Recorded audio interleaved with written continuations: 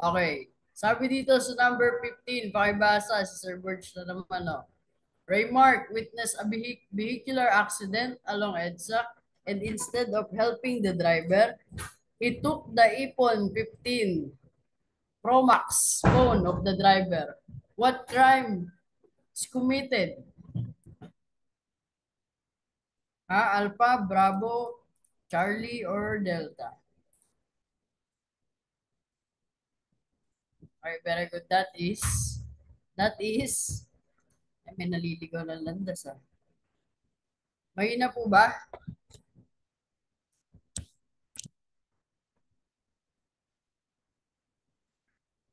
Okay, very good. That is qualified theft. Ngayon, pag-usapan natin yung theft. Since kagabi natapos tayo sa, ay, sorry. Pag-usapan natin yung qualified theft. Since kagabi natapos tayo sa theft. Ano yan? Article 310, which is the qualified theft. Sabi dito, yung theft daw nagiging qualified pagka ano? Ha? Para malaman mo kung qualified theft, tignan mo muna kung sino yung gumawa. Dapat may abuse of confidence yan. Okay? Anong hindi ba ito naulit? Book to tayo, continuation. Paano hindi ba ito naulit? Okay, dapat may abuse of confidence. Ngayon, sino ba yung sinasabi dito domestic servant? Ha? Sino yung mga sinasabing domestic servant dyan? Katulong, ba, kasambahay, yaya, cook, hardinero, pwede rin yung personal driver mo. Okay? Basta nagbibigay ng personal na serbisyo sa'yo, tawag dyan domestic servant. Okay? Ano pa? Pwede rin yung pinagkakatiwalaan. Halimbawa, sa grocery store, di ba? Yung cashier, yung sa mga stocks. Okay? Basta kung ang nature ng trabaho mo, yung property is pinagkakatiwala or entrusted sa'yo alone. Tapos kinuha mo, qualified theft yan. Okay? Sana malinaw tayo dyan. Next, kapag ninakaw mo yung motor vehicle, oh, isasagot dyan, pustahan. Sir, di ba carnapping yun? Oo nga. Pag-usapan muna natin yung luma. Okay? May bago tayong batas dyan, yung carnapping. So, i-discuss ko na lang yon pagka nag-special penal law tayo. Kasi pang special penal law yun. Lay down first the basics. Okay? Paano pag e-bike ninakaw or bike carnap pa din? Magandang tanong. Sa SPL na natin sasagutin yan. Kasi yung iba, akala pagkakotse daw, at pagkakarnaping, pinapatakbo daw lagi lang ng, tawag doon, yung makina. Okay? Parehas pabitin. Sino? Sinong parehas?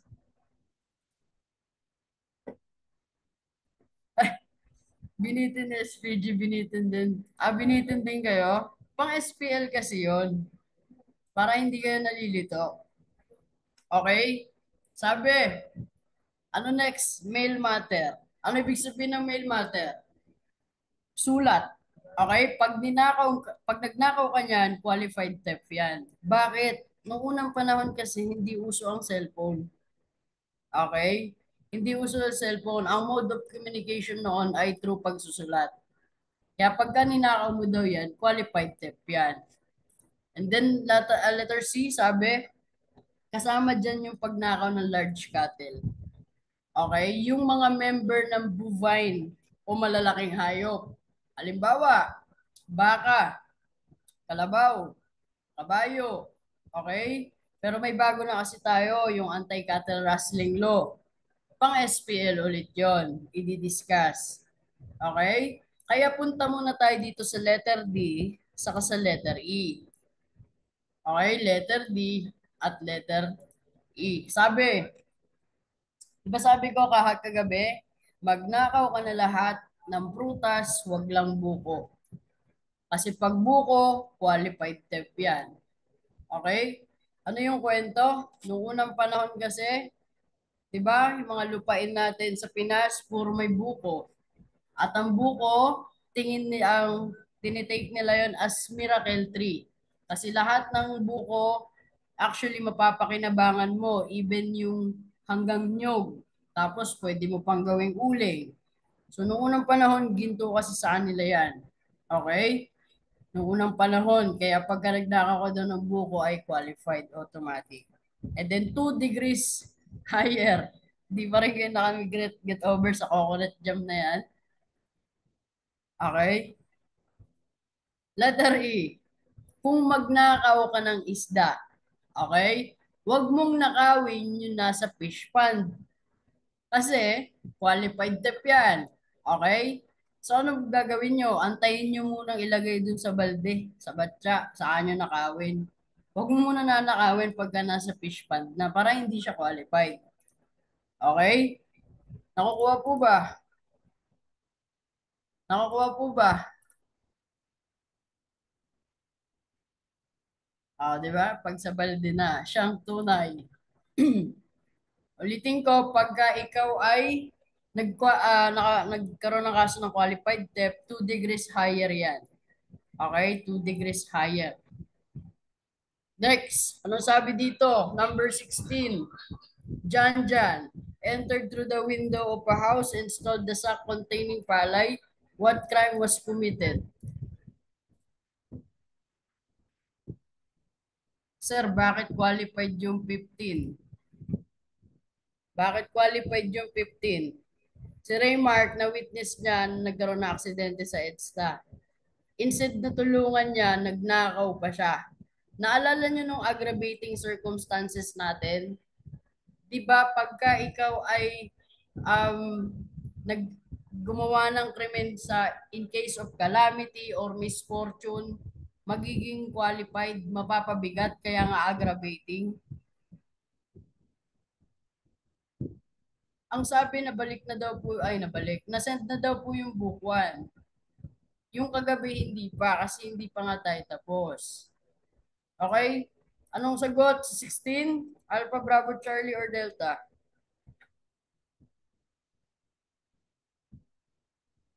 Anong sagot?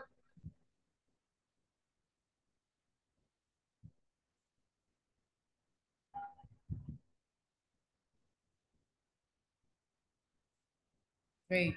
May naligaw na naman. The correct answer is robbery. Bribery.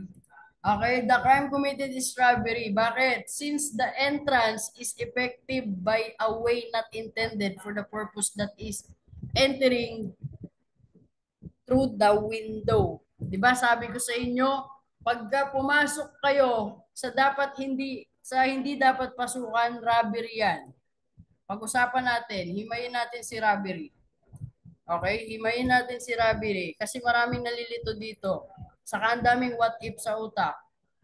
Ano elements ng robbery in general? May personal property na belonging to another. Una ay pangalawa, unlawful taking of that property. Oh. Kailan ba natin masasabi na there is unlawful taking? Kapag kinuha mo yung hindi sa'yo. Tandaan nyo, once na nagkaroon ng unlawful taking, automatic na may intent to gain. Okay? So intent to gain naman, ibig sabihin gusto mong pakinabangan. Kaya nga intent to gain. Ano pa? Ano pa sabi? Dito sa violence, yung violence against or intimidation, makinig maigi yung value ng property is immaterial.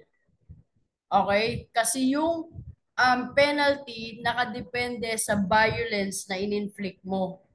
Unlike sa robbery with force upon things, yung value ng property is material. Bakit? Kasi yung penalty doon depende sa depende sa value ng property na kinuha mo. Yung violence against, tapos yung force upon things, magkaiba po ang penalty, depende. Nakukuha nyo? Dito, na kailan, saan nakadepende yung penalty mo? Depende kung gaano ka-serious yung in-inflict mong injury or yung violence na ginawa mo. Sa force upon things, dito nakadepende kung gaano kalaki or yung value ng property na kinuha mo. Kuha po ba? Kuha po ba? Nagigets po ba? Okay. Pag-usapan natin yung robbery by the use of force upon things. Kailan daw?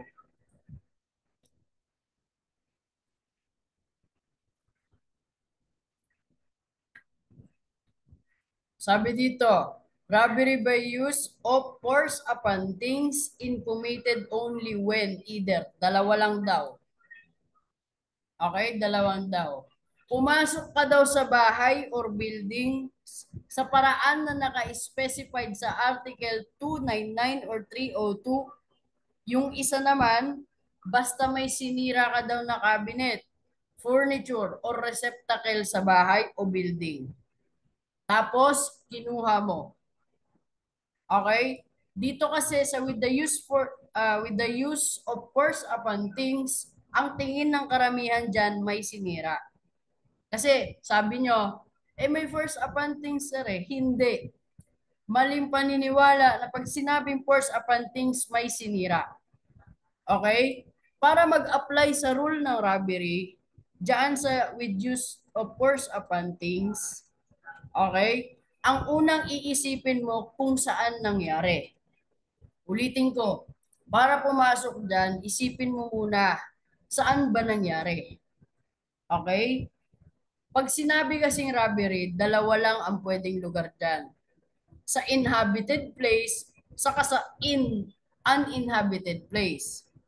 Inhabited place, saka sa uninhabited place. Okay?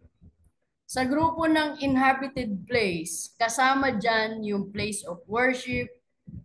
Okay? Sa makatuwid, i-apply mo lang yung rule ng robbery kung sa unang grupo, bahay, simbahan, o public building. Makinig kayong maigi ha, kasi medyo magulo tong robbery. Sa pangalawang grupo naman, yung uninhabited place. So, hindi siya bahay. Uninhabited nga. Okay? Halimbawa naman doon, tindahan, warehouse. Okay? So, mag-a-apply lang yung rule na yon ng robbery kung ang lugar na pinangyarihan ay isa sa mga to. Ngayon natin ililay down kung saan nangyayari. Article 299 sabi robbery in uninhabited house or public building or edifice devoted to worship. Yan muna pag-usapan. Huwag mong tignan kung paano kinuha yung gamit. Okay? Ang titignan mo kung paano nakapasok sa bahay. Kung paano nakapasok sa simbahan o sa public building. Okay, uulitin ko. Pag-usapang robbery, huwag mong titignan kung paano kinuha. Ano titignan mo kung paano ka nakapasok? Dahil ang robbery in inhabited place ay hindi tungkol sa pagkuha, kung hindi tungkol sa pagpasok. So ang ibig kong sabihin diyan sa pagpasok, dapat buong katawan. Okay? Tatanungin mo ako, sir, paano pagka dinukot kalahating katawan sa window? Hindi naman intended yung pasukan. Ang pinag-uusapan natin buong katawan. Pagka dinukot mo yan, kalahating katawan lang ang nakapasok sa'yo, theft lang yan. Kuha po ba? Kuha po ba? Malinaw ba? Okay. Ano yung mode 1? Ano yung mode 1? Must enter the house. Ito na naman tayo sa napakahaba. Ngayon, kung nasa labas ka daw, okay, kung nasa labas ka ng bahay, binasag mo yung bintana, tapos saka mo inabot yung cellphone, yun yung sinasabi ko sa inyong theft lang. Okay? Pero tignan mo, Doon sa example ko, di ba may sinira? Binasag mo yung bintana. Di ba meron sinira? Meron, di ba? Sagot. Yung example ko, binasag mo yung bintana. Saka mo inabot yung cellphone. O, may force. Tama? Kaya wag niyong panghawakan yon. Ulitin ko, pag sinabing force, hindi ibig sabihin may sinira. Wag niyong panghawakan yung um, pag-iisip na pagka with force upon things, may sinira. Bakit theft lang? Kasi kahit dwelling yan, kahit inhabited place yan, kahit hindi ka na, kahit na sa bintana ka lumusot dyan, hindi ka naman kasi nakapasok ng buo.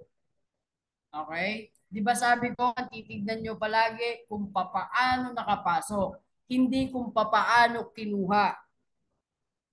Sana nakukuha nyo ha. Kasi maraming tumatakbo sa isip nyo, what if ganito, what if ganyan, what if. Yun lang yung panghawakan nyo. Paano ba nakapasok?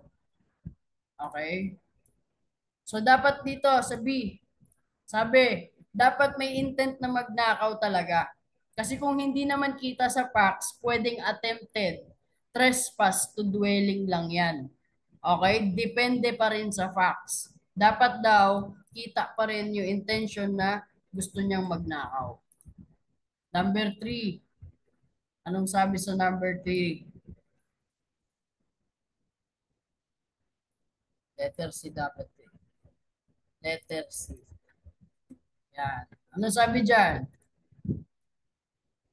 Dapat kung papaano pumasok ang titignan ha. Ulit-ulitin ko na naman yan. Hindi kung papaano nakalabas. Mamaya kasi bigyan nyo ako ng tanong. Sir, pumasok sa pinto kaso lumabas sa bintana. Robbery po ba yon? Sabi ko nga kung papaano nakapasok. Hindi kung papaano nakalabas. Okay? Pangalawa.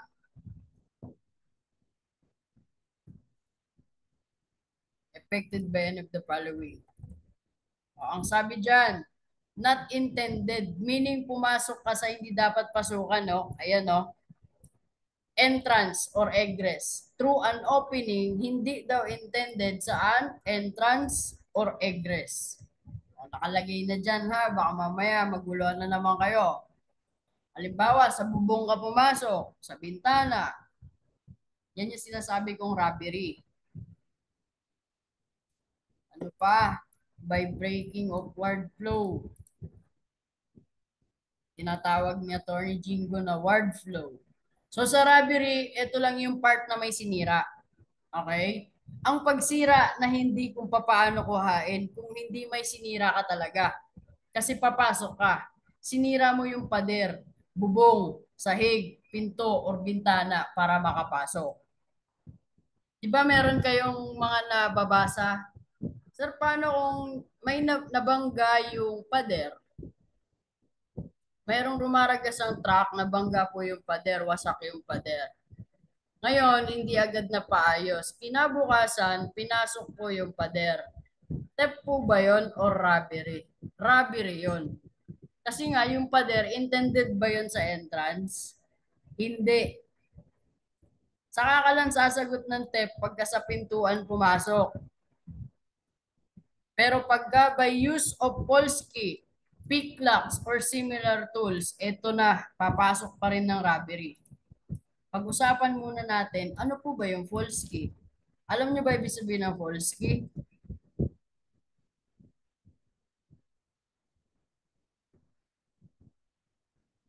Ayan na. Tinanong na naman. Yung part na sabi ko, pagkakalahating katawan lang, okay, theft lang yun. Hindi pwedeng maging robbery yun kasi hindi naman nakapasok yung buong katawan. Ano pag sinabing false key? Very good. Okay? Pag yung susi ng pinto ng bahay, hawak mismo ng may-ari, ang tawag dyan, genuine key. Okay? Tapos pagka yung genuine key, nasa kamay ng ibang tao na wala namang authority, halimbawa ninakaw yung susi or pinahawakan lang, yung genuine key na tinatawag natin magiging false key na. Okay? Basta wala sa may-ari. So kung nakapasok ka, kahit sa tamang pintuan pa yan, tamang pasukan, pero gamit mo false key, kahit walang nasira, kahit pumasok ka pa sa intended na papasukan, robbery pa rin yan. Okay?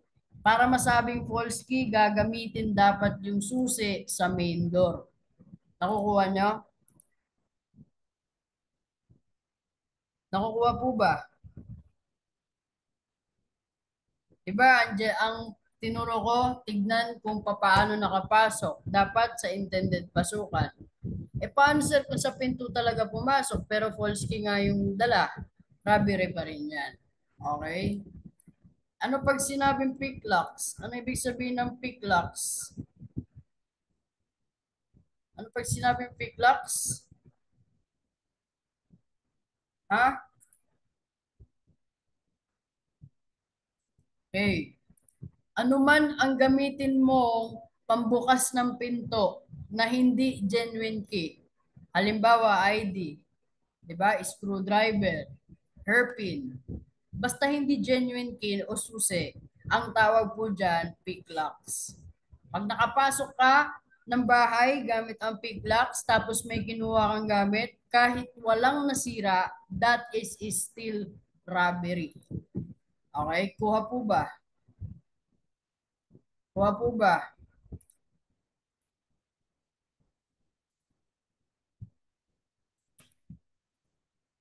Ano pa yung mga pag-uusapan natin? Teka, naglalag lang.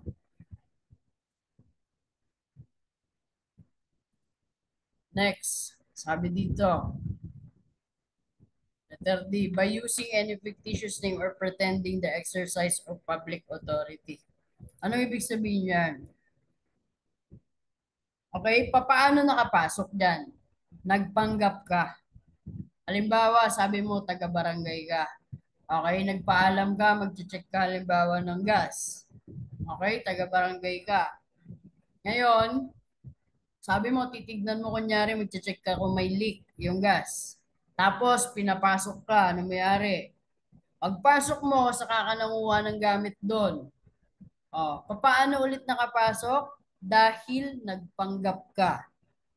Oh, so automatic robbery pa rin yan. Okay? Pagka ikaw ay nagpanggap or nang gumamit ka ng fictitious name, robbery yan. Number three, once inside the building, the offender took personal property belonging to another with intent to gain. Okay? Nakikita nyo guys, nakatingin tayo kung papaano nakapasok. Hindi kung papaano kinuha. Malinaw po ba?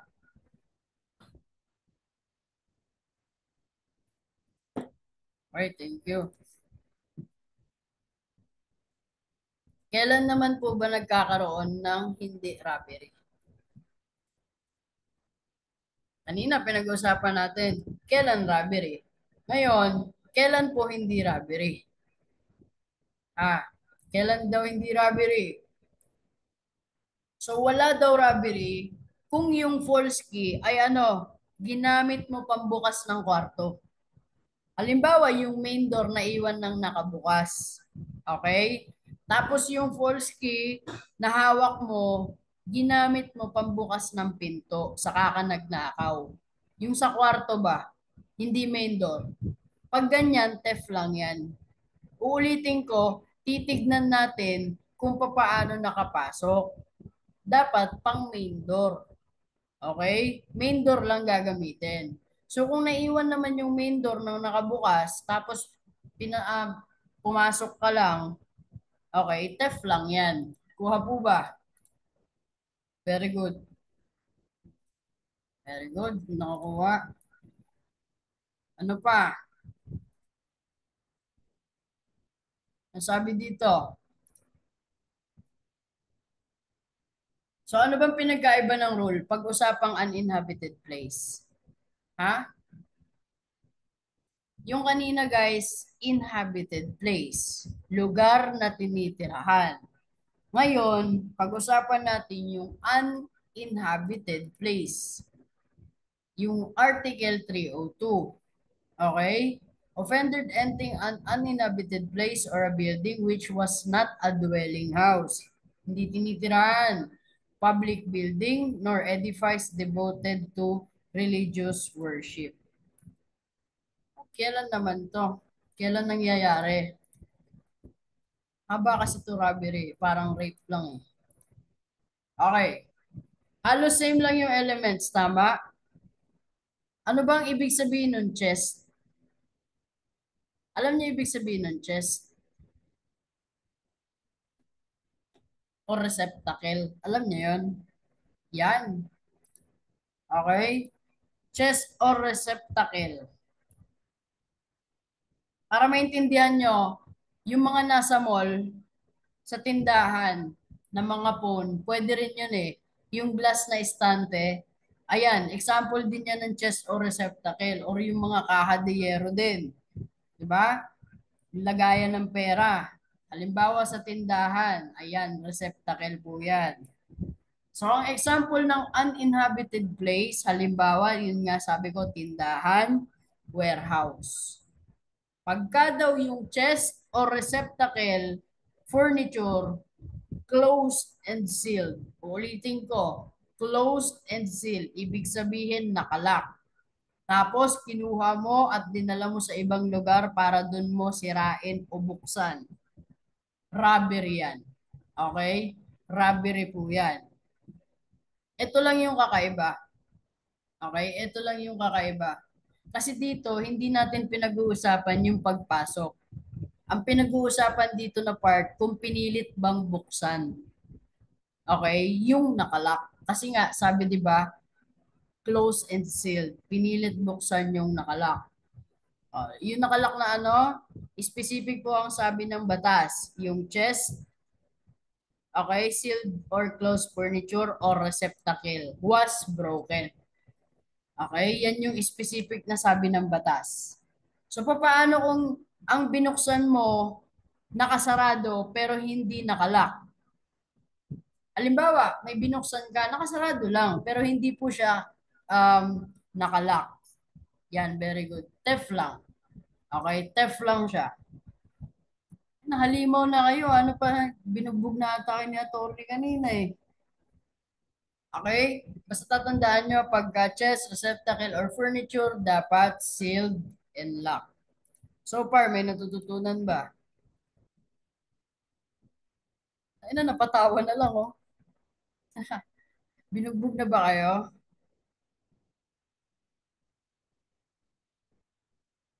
Bugbog sarado na, tapos ginagago pa kayo tuwing gabi, no? Coconut jam daw. Last man trip, no?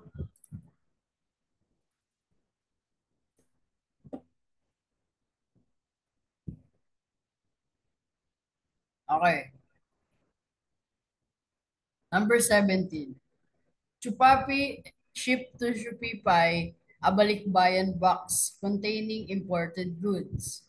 The balikbayan box was erroneously delivered to Chikupal. When Chupapi and shipping company were recovering from Chikupal the balikbayan box, Chikupal denied having received the balikbayan box. What crime was committed? Ano sagot? Dilta. Dilta.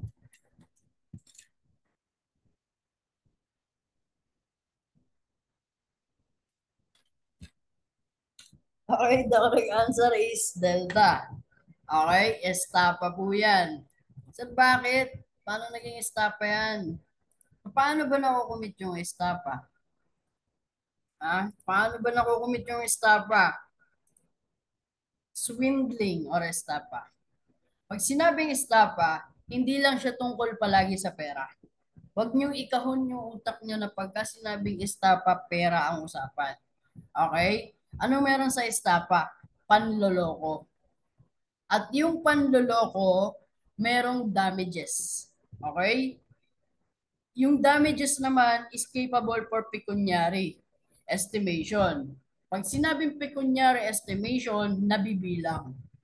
Okay, nabibilang. Pwedeng kwentahin daw yung damage. Ano pa? Deceit, panloloko. Damages ng perwisyo. Okay? Basta yung panloloko, nakaperwisyo ka, estapa po yan. Okay? Yung panloloko, nakaperwisyo ka, estapa po yan. Oh, ano ba yung mga ways para makomit yung estapa? Ano yung mga ways para makomit yung estapa? Ang haba naman kasi. Diba ako nga. Ayan. Oh, ano yung ways para makomit daw yung estapa? Paano nako-commit? Dito sa paragraph A, okay? Diyan sa paragraph A na yan, anong sabi? Dito may kailangan kang i-deliver.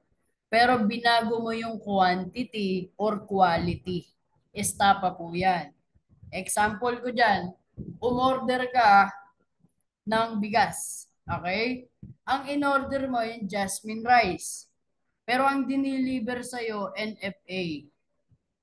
Okay? Tawag dyan, altering quality. Binago mo yung quality. Okay? O kaya umorder ka ng isang sako, pero ang diniliver mo ay bawas. Ayan, estapa din yan. Tawag naman dyan, altering the quantity. Binago mo yung quantity nung dapat mong i-deliver. Di ba? Yung panluloko mo ngayon, nakaperwisyo ka pa. Parang scam eh, no?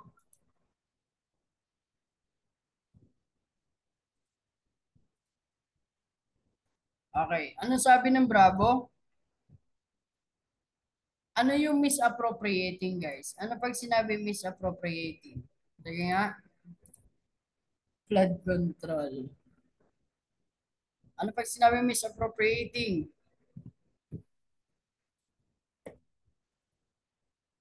Inangkin mo.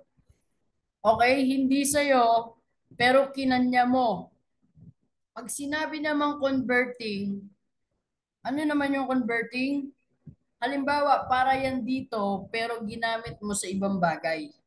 For example, pinahawak ko sa'yo yung vape ko. Pinatago ko sa'yo, pinatabi ko muna.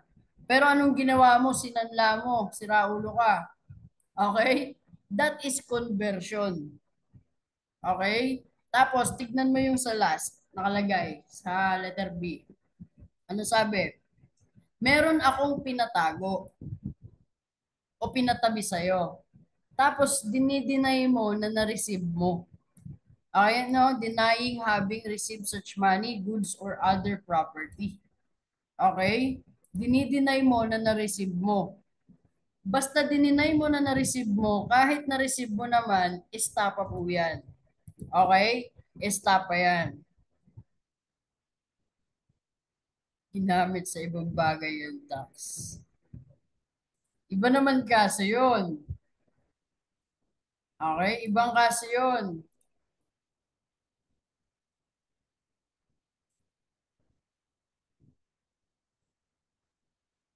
Ano naman tong Charlie?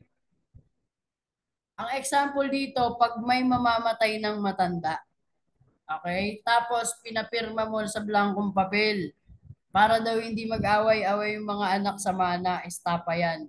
Kumbaga yung matanda, alimbawa mayaman, niloko mo para magpirma dun para sa last will and testament. Okay? Estapa po yan.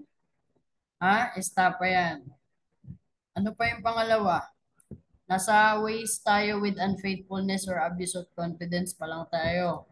Pangalawa, by means of any of the following false pretense or fraudulent acts simultaneously with the commission of fraud. Anong sabi dyan? Halimbawa, nagpanggap ka na pulis. Okay? Nagpanggap ka ng pulis, snappy ka eh. 'Di ba? Nagpanggap kang pulis. Tapos, nakapag-bribe ka. Okay? Nakapang-bribe ka. Ang tawag dyan is tapa through false pretense. Okay? Basta nakapag-obtain ka ng pera through panloloko. Tawag dyan, estafa through false pretense. Pangalawa, ano yung bravo? Taga baba ko lang to. Ayan. Anong sabi ng letter B? Pag may binago ka daw sa binenta mo, katulad nung nauna, di ba? Sa quality or bigat, estafa rin po yan. Okay? Estafa yan. Bababa ko lang ha, para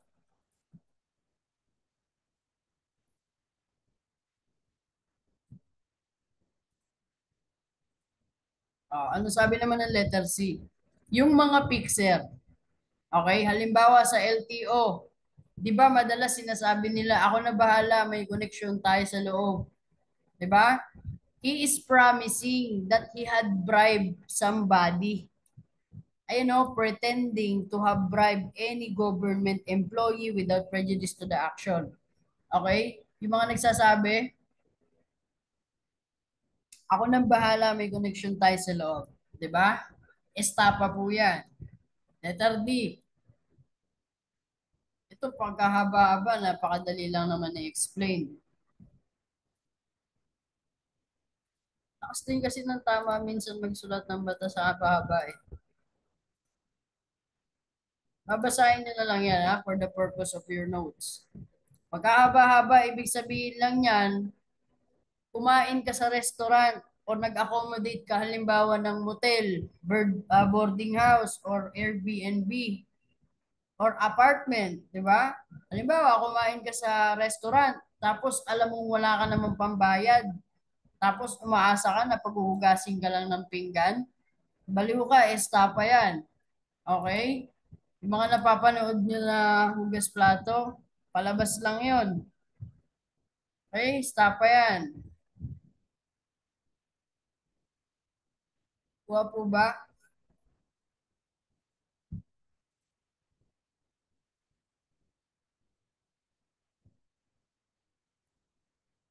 Through any of the following fraudulent means. Ito naman yung pangatlo. So, halimbawa sa home credit, di ba? Gusto mo yung cellphone pero wala kang requirements para ma-approve ka. Okay? Di ba para ma-approve ka sa home credit, ang dami-dami hinihingi, eh wala kang requirements. Gusto mo mag-home credit. Tapos, ang ginawa mo, nakiusap ka sa iba. Okay? Sabi mo, baka pwede ID na lang nila or yung paycheck nila yung gagamitin para sa requirements para ma-approve. Okay? In short, pangalan niya ang ire-register doon. Tapos, sila yung pipirma para ma-approve. O, tapos nung na-approve na yung home credit, sabihin natin, na pinapirmahan mo sa iba. O, nakuha mo na yung cellphone, nasa iyo na. Tapos after nun, hindi ka na nagpakita. O, estafa po yan. Kasi ang babawian ng home credit, hindi naman ikaw eh, siya. Kasi siya yung nakapirma doon at sa kanya yung mga requirements pati information doon. Okay? Estafa po yan. Kuha po ba? So far, may nakukuha ba?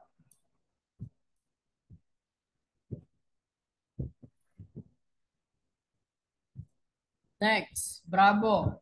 So dito, pag nandadaya ka, ay halimbawa sa sugal, halimbawa, nakikipagsinyasan ka para madaya mo yung isang player.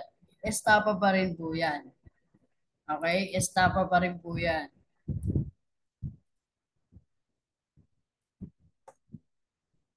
Ito, makinig kayo dito sa paragraph C. Dito, halimbawa, tinanggal ka sa trabaho. Siyempre, galit na galit ka sa boss mo. Anong ginawa mo? Dinilit mo lahat ng files. O kaya, halimbawa, yung papeles, yung mga papeles dun sa trabaho mo, tinapon mo, pinunit mo, sinunog mo, or sinira mo. Diba? Kung hindi ka sa CHOPS nag-enroll, iisipin mo malicious mischief yan. Kasi may sinira ka eh. Tama? Nakukuha nyo? Basta court records, files, office files, pag yan ang sinira mo o dinilit mo, estapa po yan. Okay? Kaya wag niyong iisipin pagka estapa tungkol lang palagi sa pera. Okay? So So pagka tinatanong ka, anong kaso pag may sinira, itanong mo muna kung ano yung sinira. Kasi kung ang court records or office files ang sinira, okay, esta pa yan. Pagka hindi, saka ka lang sasagot ng malicious mischief. Kuha po ba? Kuha po ba?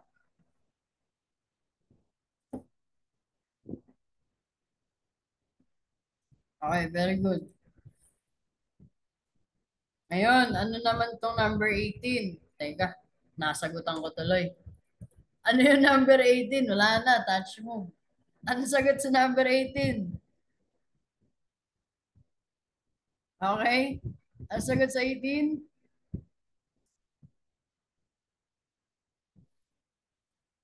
Kidnap with lewd design. Okay, may libog sa isip. Bakit mo kinidnap? O yung 19, ano sagot sa 19? Ano po yung 19? Nako ka. 18, the answer is forcible abduction. Ngayon, sa 19, ano po ang sagot? Okay, very good. That is kidnapping and serious illegal detention.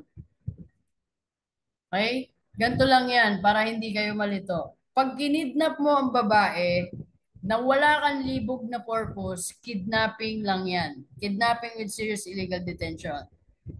Okay? Pero pagka kinidnap mo ang babae pero may libog ka sa isip, forcible abduction yan. Okay? Pag-usapan natin yung kidnapping. Usapan natin yung kidnapping. Sabi, kidnapping with serious illegal detention. Tignan nyo yung conjunction. Nakalagay dyan and. And ang nakalagay. Meaning to say, hindi mo pwedeng ihiwalay ang kidnapping sa serious illegal detention. Okay? Saan kayo magpo-focus kapag kidnapping at serious illegal detention? Diba, alam nyo na kapag kinidnap, may deprived na liberty. Tama? Saan ka magpo-focus para malaman yung kidnapping and serious illegal detention? Sa biktima. Una, sa biktima ha, una, kidnapping lasts for more than 3 days. Okay? Kasi tignan mo, para daw makumit ang kidnapping and serious illegal detention first, kailangan nag-last for more than 3 days. Ha? More than 3 days. Pangalawa, committed simulating public authority. Ano ibig sabihin yan? Halimbawa, nagpanggap ka na NBI o pulis. Tapos sabi mo, sama kayo sa akin sa presinto. Tapos ang ginawa mo, di mo dinala sa presinto. Sa ibang lugar mo siya dinala. Kidnapping and serious illegal detention po yan. Ano pa? Sabi dito, ang sabi dito sa paragraph C, yung kinidnap mo, sinaktan mo pa or binantaan mo. Okay? Kinidnap mo, sinaktan mo pa, binantaan mo pa. Anong sabi ng letter D? Person kidnapped or detained is a minor, female, or a public officer. Dito kayo magfo-focus. Basta ang biktima ay minor de edad, babae, o public officer, pag yan ang dineprive mo ang liberty, matic kidnapping, and serious illegal detention po ang kaso niyan. Okay? Tignan nyo yung elements dyan sa letter D. May nakita ba kayo guys kung gaano katagal? May nakita ba kayo kung gaano katagal dapat para pumasok ng serious illegal detention? May nakalagay ba sa letter D? Wala. Meaning, therefore, kapag ang biktima, minor, babae, o public officer, kahit 5 minutes mo lang yan, dineprive, that is kidnapping and serious illegal detention. Okay? Nakukuha niyo?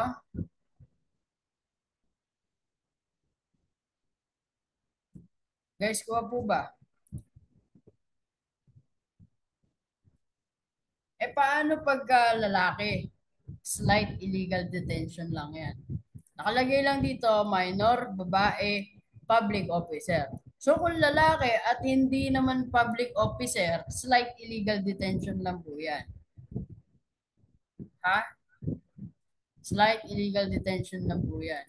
Ano yung letter B? Sabi dito sa letter B, okay, pagka nagpanggap ka na public officer, simulating, panggap ka halimbawa na NBI or police, tapos pinasama mo sa'yo, kamo, dadalhin mo sa presinto, pero hindi mo naman dinala, sa iba mo dinala. Okay, tawag po dyan, simulating public authority. Ngayon, kailan nagkakaroon ng special complex crime of kidnapping with murder o kaya homicide? Baba ko saglit ha. Yan. Kailan daw po nagkakaroon yan?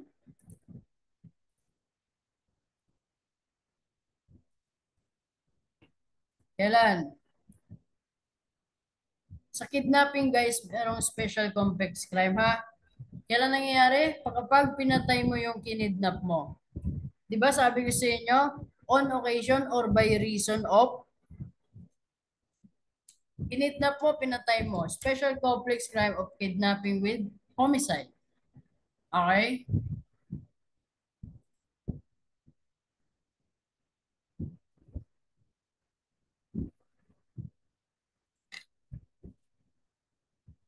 Nag-usapan natin yung slide. Okay? Kasi tapos tayo sa serious and ano, 'di ba? Serious illegal. Ngayon, slide. Kailan po nangyayari pag slide? Kapag less than ilan days?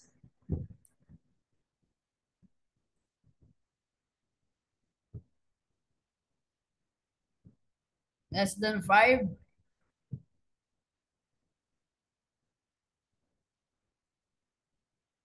Oo. Yung letter D, yung public officer, kahit male, serious illegal detention pa rin. Pero kung sakaling lalaki at hindi siya public officer, slight lang yan. Okay? Sabi pagpapasok daw ng slight illegal detention, less than 5 days daw. Okay? Slight yan. Pang private person lang yan ha. Pagka private person lang nakakapag-commit. Yung unlawful arrest. Alam niyo yung unlawful arrest? Anong meron sa unlawful arrest naman? Anong pinagkaiba niya sa slight illegal detention? Kailan nangyayari yung unlawful arrest? Di ba kapag public officer ang nanghuli, without legal ground, papasok siya ng arbitrary detention. Yung unlawful arrest kasi, any person. Okay? Any person. So kasama ang civilian.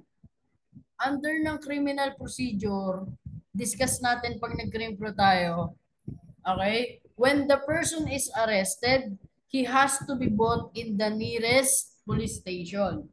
So kapag hinuli daw ang tao, ang responsibilidad ng humuli ay dalhin siya sa nearest police station. Dito kasi sa unlawful arrest, okay, basta dito sa unlawful arrest, ang purpose mo is hulihin. Okay? Purpose mo dyan, hulihin siya. Pero wala ka namang authority o sapat na rason bakit mo siya hinuli.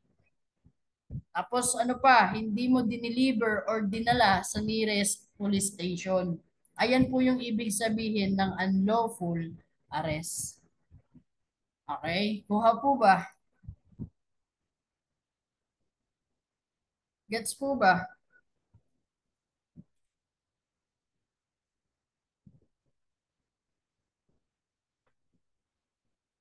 Okay, thank you. Ngayon, anong sagot sa 20? PO1 Shanks detained McCoy without any legal ground. The crime committed is what? Pinagdudugtong-dugtong natin sila para makita niyo yung pinagkakaiba. Okay, the correct answer is arbitrary detention naman. Ang gulo-gulo, no? Dami-daming kaso. Iisa lang naman ang ginawa, nag-deprive ng liberty.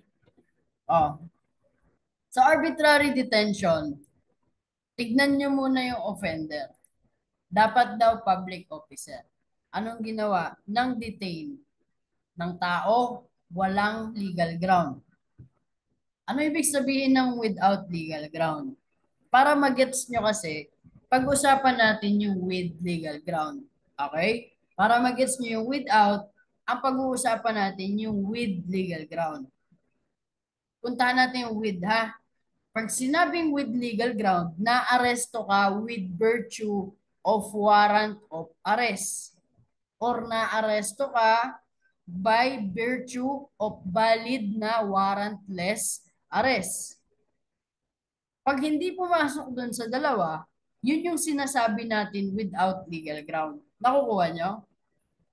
Pag with legal ground, may warrant. Ano pa yung isa? Merong valid na warrantless arrest. Yun yung tatlo, di ba? In flagrante, hot pursuit, saka yung escapee. Di ba? Ulitin ko. Dapat ng aresto, okay? Or ng arrest yung public officer without legal ground.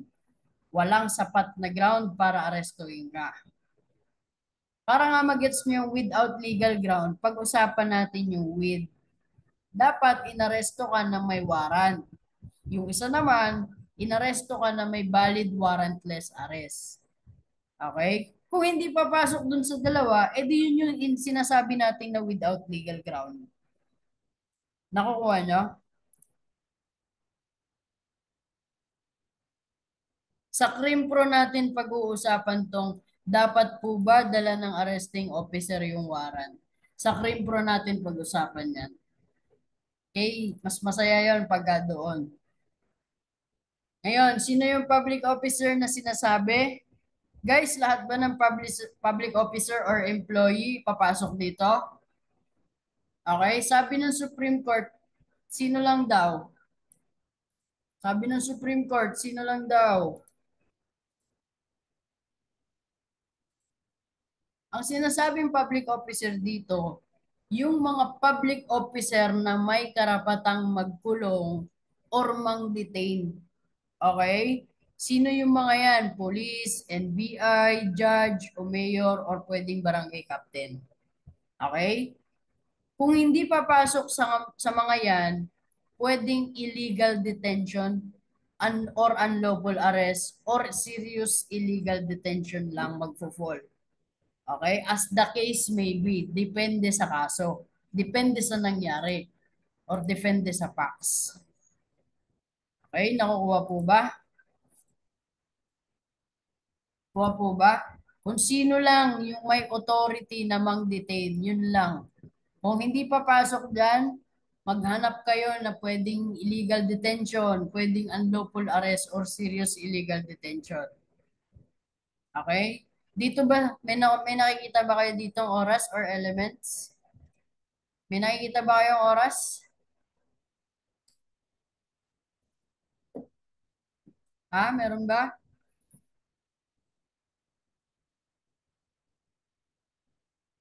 Di ba wala?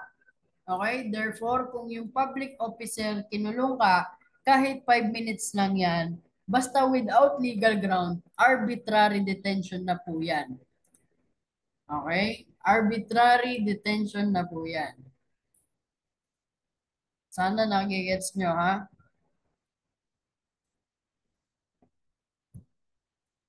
Ngayon, ano yung delay in the delivery?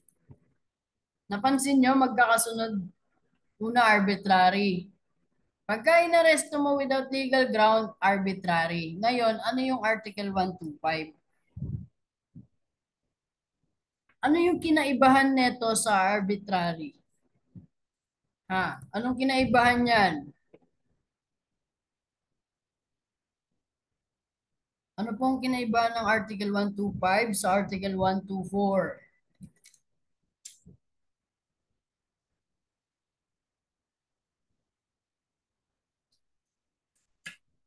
Marami pang nagugulumihanan.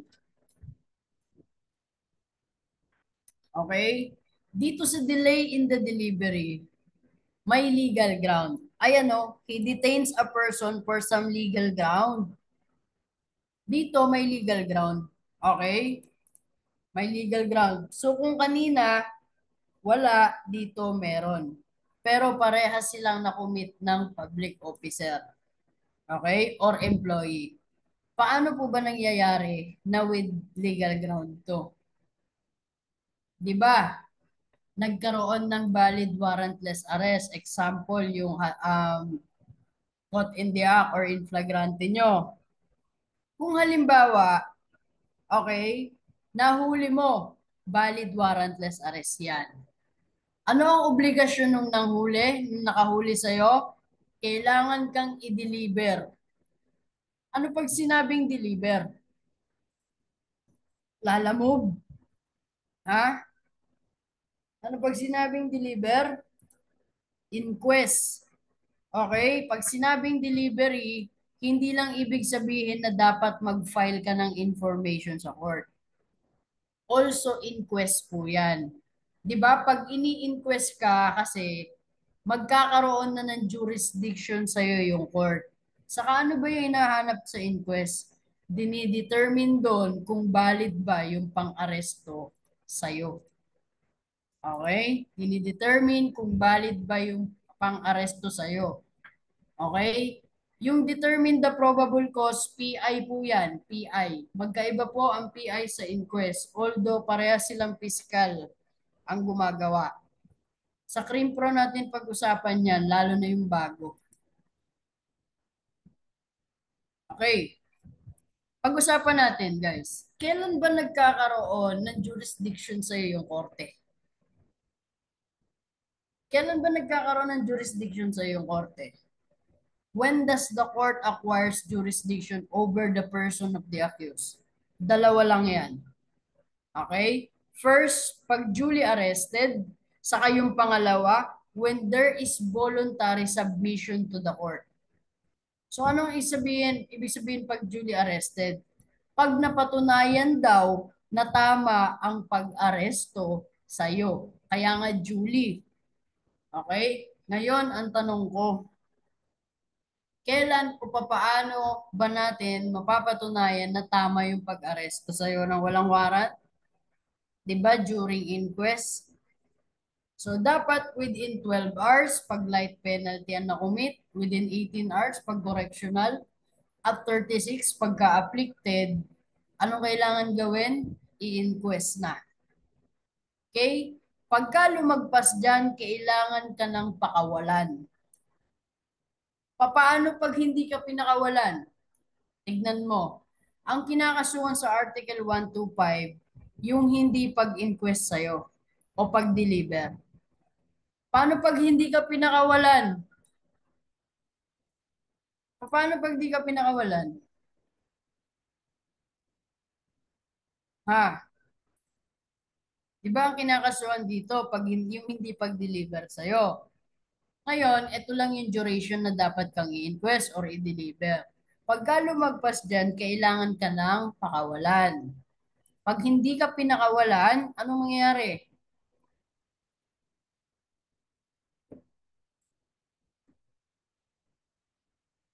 Bakit may warden agad? Wala pa nga sa korte yun. Hindi pa nagkakaroon ng trial. Pag hindi ka pinakawalan guys, magiging without legal ground na and therefore saan napapasok yan? Dito sa arbitrary detention. Kasi sa arbitrary ang nakalagay without legal ground. Kung without legal ground at nakakulong ka pa rin, ang tawag dyan arbitrary na. Nakukuha nyo? Ganyan magkakonekta ang Article 124 at Article 125. Kuha po ba? Kuha po ba? Malinaw? Malinaw?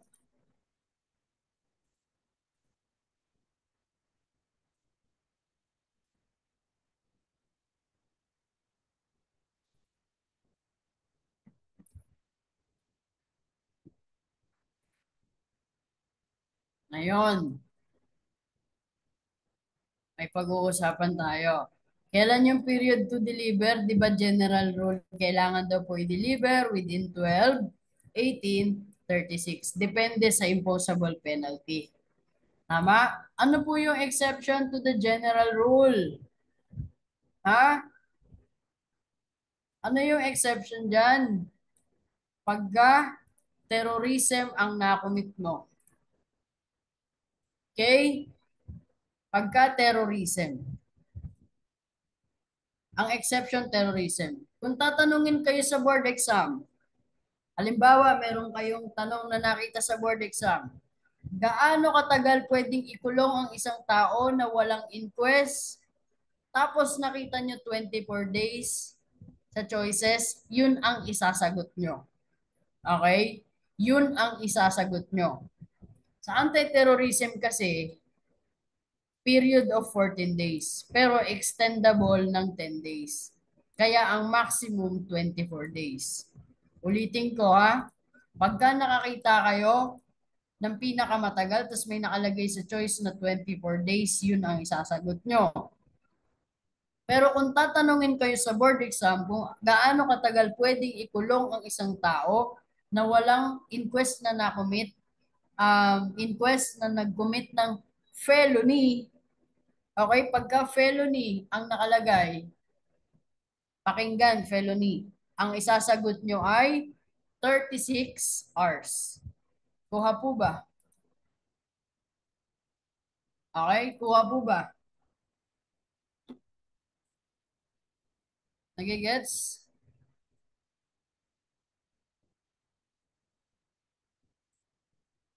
Opo, hindi kasama pagka-holiday. Halimbawa, kaya mahirap ma-detain ng ano, ng 20, 'di ba? Kasi dispiras ng Pasko, pasaway ka, nahuli ka, na-detain ka. Okay, kinabukasan wag kang umasa na i-deliver ka. Holiday yan, Christmas yan. Okay? Christmas yan. Next, number 21. Guys, isisend ko nga po itong mga notes na to. Okay? Lahat ng notes na pinapakita ko sa inyo, lahat ng nirarasyo natin, dadagdagan ko yan with Tagalog explanation, kada provision ng batas. Sinisend ko po kay Sir Borge after nang matapos yung bawat subject ng Q&A. Para pag sinend sa inyo, buo, walang bungi-bungi. Okay? Yung book 1, nung isang araw ko pa pinasend. Ngayon, sa mga may kopya na po at meron pa rin naghahanap, baka pwedeng pakitulungan yung mga kaklase nyo sa GC ibang, okay? Baka natabunan lang sa GC. Pwede rin yan makita sa files yun eh. Nakalagay doon S. Dot, halimbawa, book 1 Q&A ratio Abejero. Okay? Okay. Number 21. Chikupal, a civilian entered the house of Chupapi without the consent of the latter. Which of the following crime is committed by Chikupal, if any? Tay tayo dyan. Dilta? Bakit Dilta? Ha? Bakit Dilta?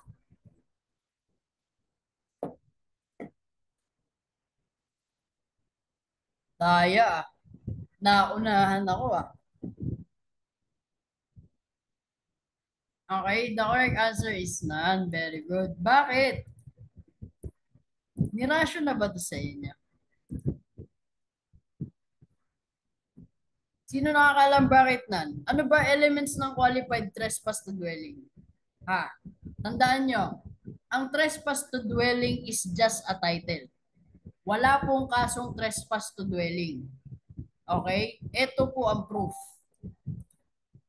Basahin nyo sa website ng RPC or kung may libro kayong caudal dyan. Ano sabi? Section 2. Anong title? Trespass to dwelling. Ano po yung pinakakaso? Qualified trespass to dwelling.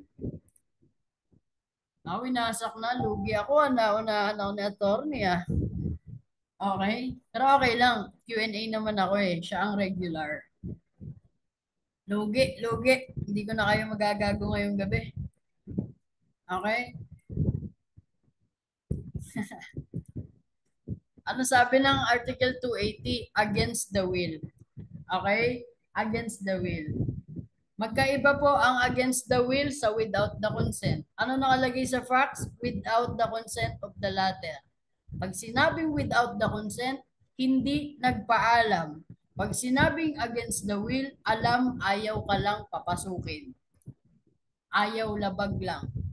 Nakukuha po ba? Basta walang coconut jams. Okay? Nakukuha po ba? Paulitin ko, pag without the consent, walang paalam or walang approval.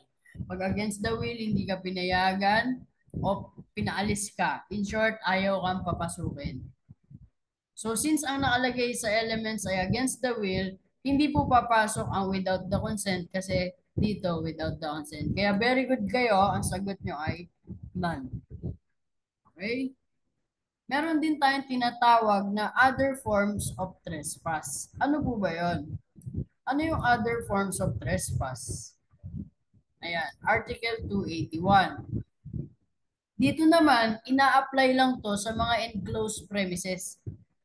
Pagka where entry is prohibited, bawal. Sarado daw, halimbawa, bawal pumasok. Paano nyo malalaman kung bawal pumasok dyan?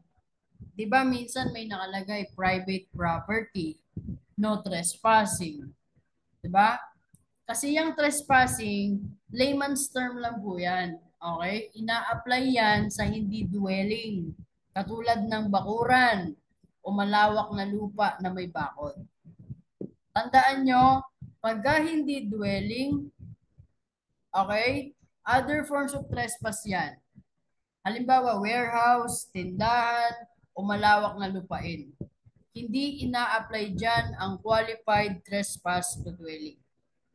Okay, saka dito sa other forms of trespass, hindi na kailangan ng against the will. Without the consent lang, pwede na.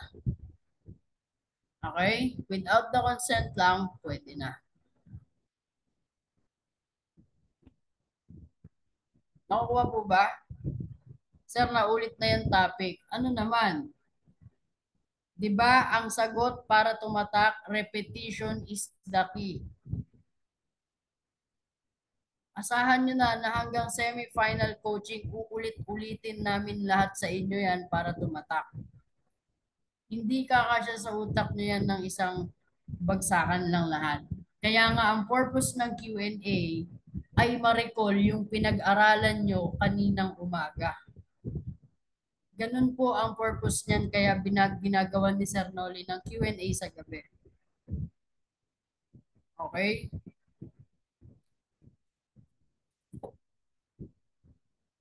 Yung akin kasi, sinusubukan ko pang mas pahimayin kung kaya.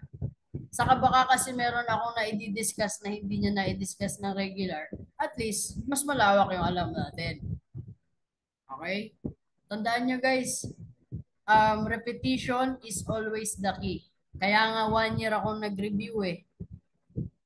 Kasi hindi nakukulangan ako ng isang ano lang. Okay? Okay, saan na tayo? Let us suppose that Chikupal is a public officer, entered the house of Chupapi without the consent of the latter. Which of the following crime is committed by Chikupal, if any? Ano sabi? Paano naman sir kaming slow learner? Yun nga po, kaya nga po inuulit-ulit ko sa inyo para kahit papaano makasabay yung mga nahihiyang magtanong or magsabi. Okay? Nag-take kapag glutapos. Sinubukan ko pero inaantok lang ako. Okay? Tinigil ko. Saka ayoko maging dependent sa kahit anong supplement. Mas maganda yung natural lang. Kuhain kayo ng ano, yung egg white, mani, dark chocolate. Yan. Napakalaking tulong yan. Okay? Red horse. Yan.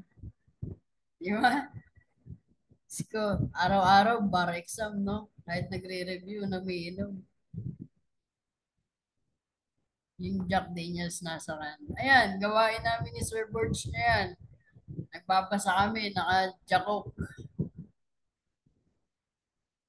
Daily routine ko, After ng regular at Q&A, nagbabasa pa ako hanggang madaling araw.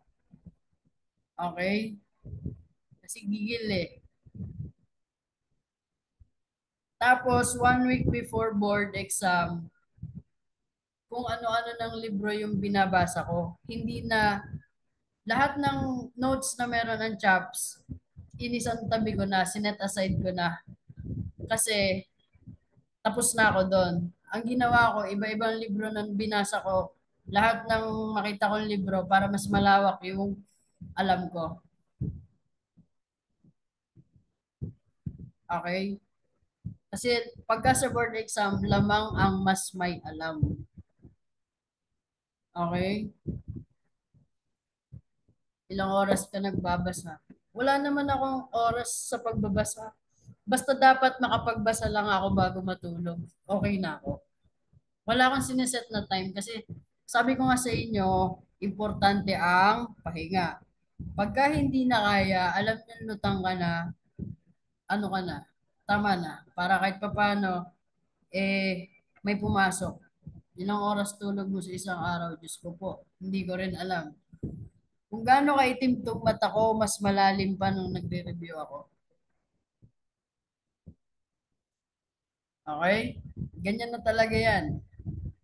Gamit na gamit yung, ano ko dyan, yung, tawag doon, yung insomnia ko. Napakinabangan ko yung insomnia ko dyan. Okay, number 22, anong sagot?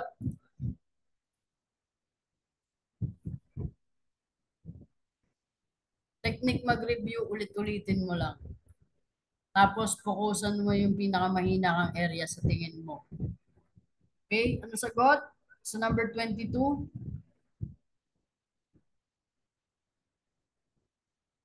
ala ka, may naligaw na.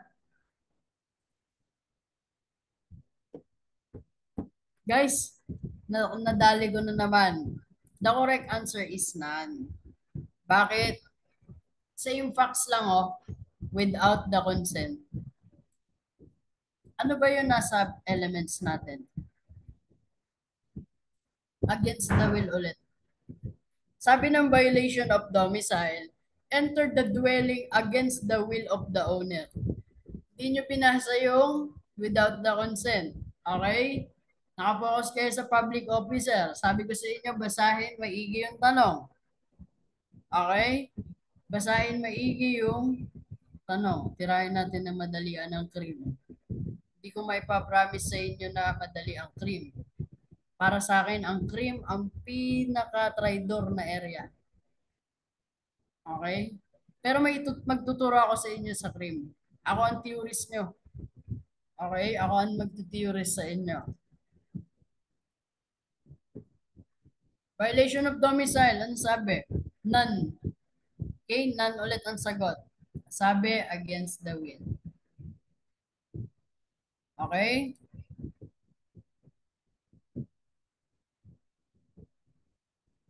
Anong sabi po dito sa letter B? Anong sabi dyan sa letter B? Halimbawa, pinayagan ka pumasok. Pero nung nakapasok ka, ang ginawa mo nang halungkat ka ng cabinet o tila ba may hinahanap ka, violation of domicile pa rin po yan, kahit pinayagan kang makapasok. Ano naman sabi dito sa letter C? Okay? Ayaw mo daw umalis o nagmamatigas kang umalis or pumasok ka ng patago. Guys, pag sinabing surreptitiously entered, patago kang pumasok. Okay? Pag sinabing surreptitiously, patago kang pumasok. Oh, nung nakapasok ka daw ng patago, tapos nakita ka, pinaalis ka pero ayaw mo, violation of domicile pa rin po yan. Okay? Third take na ako, sir. Cream FS lang talaga ako mahina. Huwag ka mag-alala. FS mo, ang bahala sa iyo dyan sila Sir Noli. Sa cream, ang bahala sa iyo dyan sila Sir Miko. Okay? Meron lang akong isang subject dyan sa inyo, yung theories.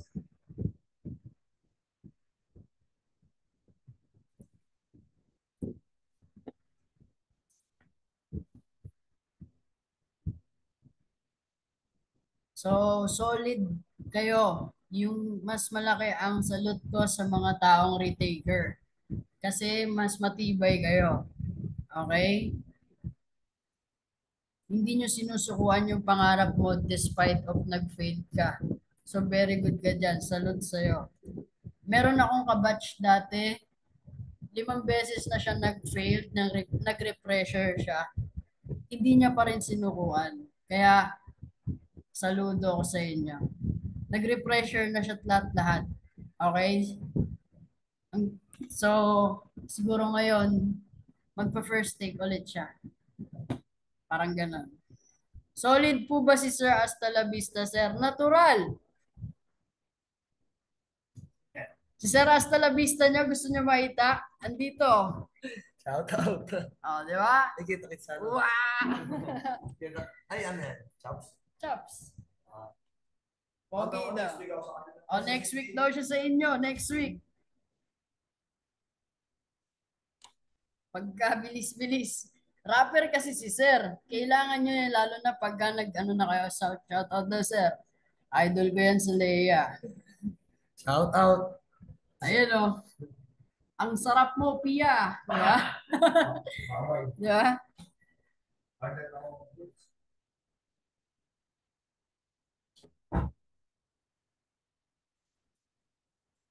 Okay na, nasa na tayo? 23. Gets nyo na po ang violation of domicile, ha? Basta lagi nyo pong tatandaan against the will. Huwag kayong magpaano sa without the consent. Okay, sabi, JM is married to Hana in the Philippines. Later, JM went to Japan and married Joanne. When Hana learned of this, she filed a case against JM. What crime was committed by JM? Bigamy, very good. Committed. Tinatanong dyan kung ano yung crime na nakomit niya. Ngayon, sabi sa 24, in the above case, ito daw po na kwento, let us suppose that JM and Joanne took a vacation in the Philippines. They rented a condominium unit and were always seen caressing each other in public places. Are they liable for any crime? Liable daw po ba sila sa any crime?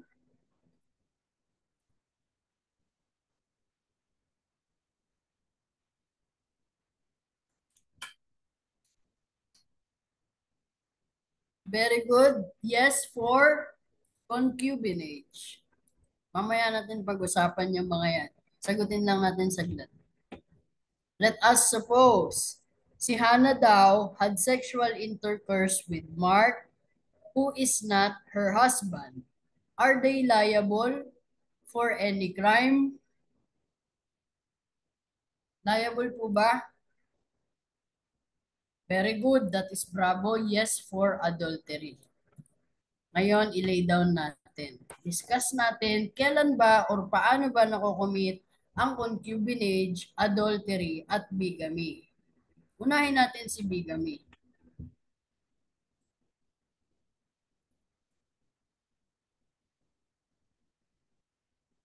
Article 349. Okay? Article 349. Anong sabi?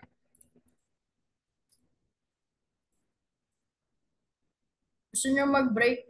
Mamaya alas 10, 15 minutes break tayo, ha?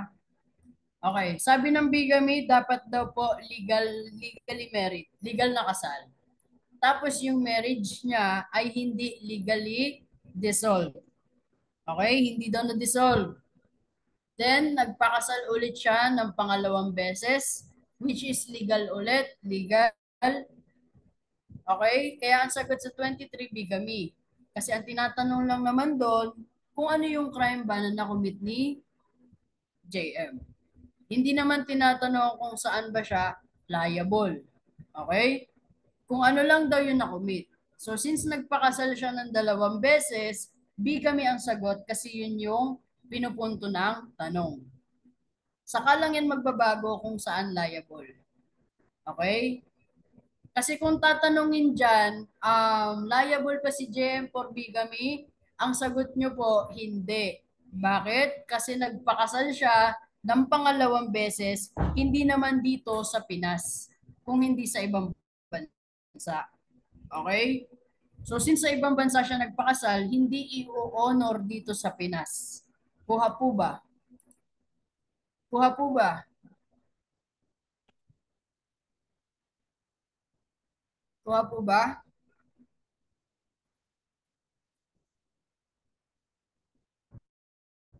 Very good, thank you. Ngayon, ano pag sinabing concubinage? Ano po pag sinabing concubinage? Ang nakakapag-commit ng concubinage ay lalaki na kasal. He either keeping a mistress in a conjugal dwelling. Okay? Ano ibig sabihin yan? Yung kabit mo, dinala mo sa bahay na ipinundar nyong mag-asawa. Or sa bahay na tinitirahan nyo, mag-asawa. Ano sabi ng under having sexual intercourse under scandalous circumstance? Sabi, ang ibig sabihin niyan, nakipagtali ka sa iba na may nakakitang iba. Okay? Para kasi masabing scandalous manner, may na-iskandalo or may nakakakita. Kumbaga, sikat sa inyo na kabit mo talaga yan. Parang ganon. Okay? Ano pa? Cohabiting in any other place. Ibig sabihin yan, namumuhay kayong mag-asawa o pinakikilala mo na siya bilang asawa mo. Okay? Yan lang po ang elements ng concubinage. Para makasuhan ka ng concubinage. Binahay mo sa conjugal dwelling nyo. Okay? Or sa bahay nyo mag-asawa. Nakipagtalik ka daw in a scandalous manner. Tapos namumuhay daw kayo bilang mag-asawa. Okay? Or pinakikilala mo na siya bilang asawa mo. So kung ang mangyayari ay inupa mo sa iba, yung babae, or yung pagtatalik nyo, literal na private naman, at hindi mo siya pinakikilala bilang asawa mo, lusot ka sa concubinage. Okay? Lusot ka sa concubinage. Kasi yun lang naman yung elements na susundin. Kung hindi papasok ng concubinage, okay, kung sakaling lusot ka sa concubinage, okay, madali kasing lusutan yung concubinage kasi ito lang naman daw ang sabi ng batas, di ba? Pero mag-iingat kayo. Boys, mag-iingat kayo. Kahit madaling lusutan ang concubinage, hindi ka makakatakas sa bawsi. Okay, yari ka doon. Take note, kapag magkakaso ka ng concubinage, hindi pwedeng lalaki lang. Dapat damay yung kabit. Ganon din po sa adultery. So malinaw ba? Malinaw kung bakit liable si JM sa number 24? Okay, very good. Okay. Kawawa. Kawawa. Kaluoy masilalay. Malay. Okay. Sabi dito, bigamy and concubinage. Ano po ibig sabihin yan? Ang sinasabi dito guys, sa unang kasal, hindi naman napawalang bisa. Tama? Tapos namuhay kayo bilang mag-asawa nung pangalawang pinakasalan mo. Kasi nagpakasal ka rin doon. Tama? So pagka ginawa mo yun guys, parehas mo yung sabay na nakukumit. Pareho kang makukulong sa bigamy at concubinage. Sabay mong kinumit. Bigamy kasi nagpakasal ka ulit. Concubinage kasi tinuturing mo siyang asawa mo na. Okay? Kuha po ba? Kuha po ba? Pagbawsi ba kahit di kasal? Opo. Okay? As long as may relasyon kayo, kahit fuck buddy mo lang yan, kahit ex mo yan, jowa mo, asawa mo, kalibin partner mo, pasok po sa bawsi. Basta meron kayong naging relationship, kahit pa fuck buddy mo yan, pasok po yan sa bawsi. Okay? Kuha? Kuha po ba? Okay. So, bago natin pag-usapan yung adultery, break muna tayo 15 minutes. Magkape-kape muna tayo. Yung iba dyan, baka hindi pa kumakain. So, banat, 15 minutes break muna tayo.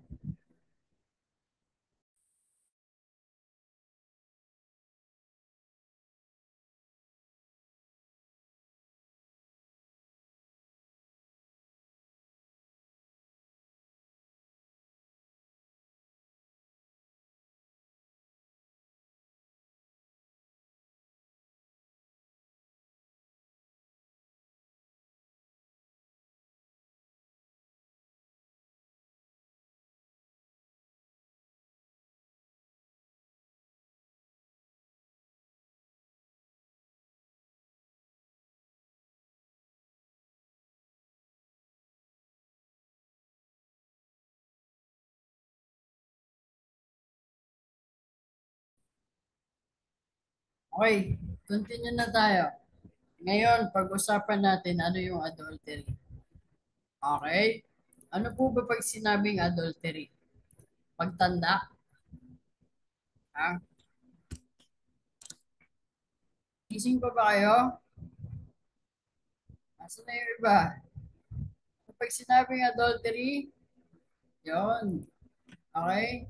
Pag sinabing adultery, kasal na babae. Dito naman, kasal na babae. Tapos dapat daw po nakipagtalik sa ibang lalaki. At hindi niya asawa. At alam naman nung lalaki na kasal siya. Pero guys, take note, dapat nakipagtalik. Ang tanong ko, ano ang conclusive evidence? Ngayon, tatanungin ko kayo ha. Kung sakali na ipagtalik ang babae, paano niyo patutunayan? Ano yung ebidensya, conclusive evidence na nakipagtalik ang asawa mong babae sa ibang lalaki? Ano kaya? Hmm? Ano kaya?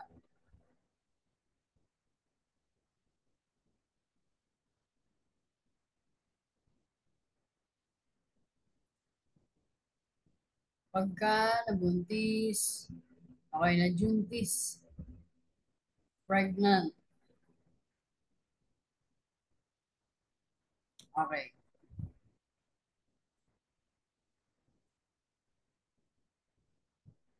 Pag sinabi kasing conclusive evidence, guys, hindi mo na pwedeng kontrahin. Okay? Wala na, finish na. Okay, so very good kayo pag nabuntis. Kasi pag ang babae nabuntis ng iba, nabuntis ka ng iba, tapos hindi pa napapawalang bisa ang kasal mo, kahit pa matagal na kayong hiwalay, as long as kasal ka pa rin, being pregnant sa iba ay conclusive evidence ng adultery. Okay? Ang tanong, kung sakaling hindi alam ng lalaki, kakasuhan pa rin ba siya? Kung sakali pang hindi alam ng lalaki, kakasuhan pa rin ba siya?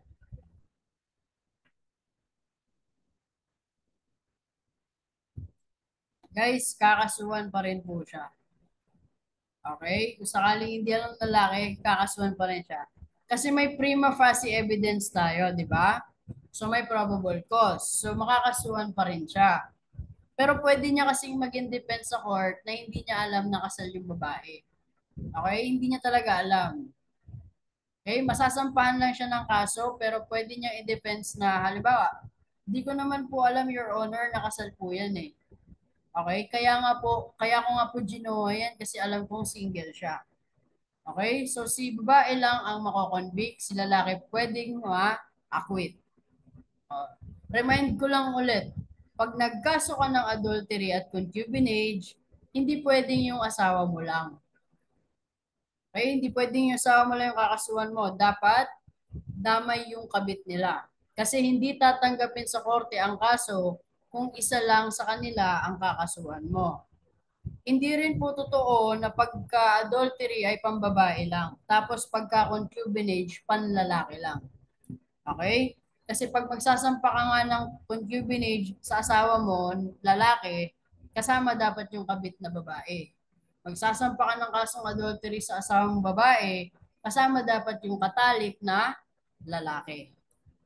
Kuha po ba? Malinaw po ba? Very good. Kasama yung kabit. Both. Pero guys, meron tayong remedy. Okay? Meron tayong pardon na tinatawag.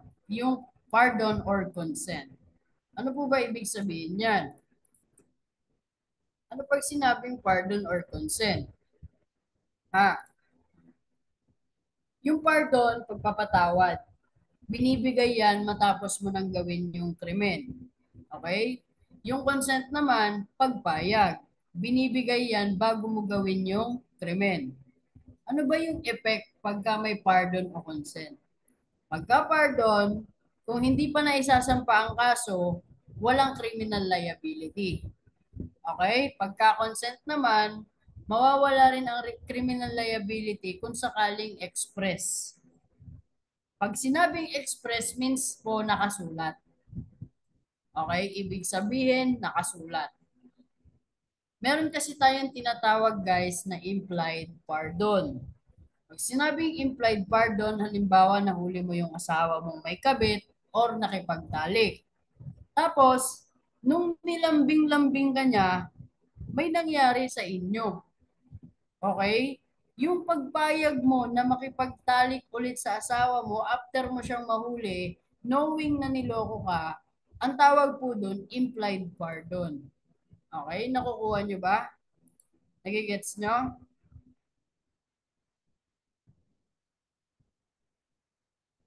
Nakukuha po ba?